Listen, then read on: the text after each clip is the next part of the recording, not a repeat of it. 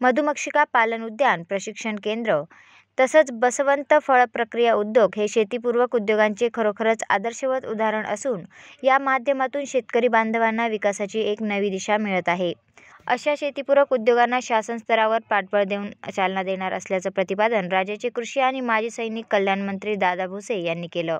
पिंपळगाव बसवंत येथील मुखेड तालुक्यातील संजय पवार यांनी साकारलेलं मधुमक्षिका पालन आणि प्रशिक्षण केंद्र, बसवंत फळ प्रक्रिया उद्योग, आदर्श गाव सेवरगाव प्रतिकृती पाहणी दौऱ्याच्या दरम्यान आयोजित कार्यक्रमात ते बोलत होते।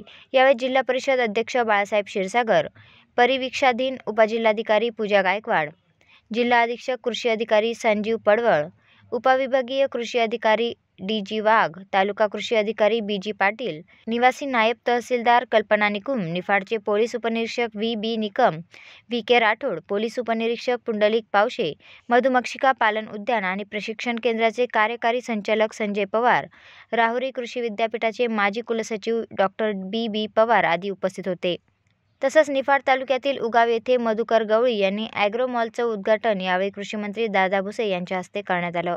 ॲग्रो मॉलच्या माध्यमातून शेतकऱ्यांना एकाच छताखाली उत्तम प्रतीचं बियाणं, खतं, रासायनिक फवारणी औषधं, मल्चिंग पेपर आणि शेतीची अवजारं मधुकर गवळी यांनी उपलब्ध करून दिली आहेत। वेदर न्यूजसाठी व्हिडिओ जर्नलिस्ट कमलाकर तिवडे, नाशिक।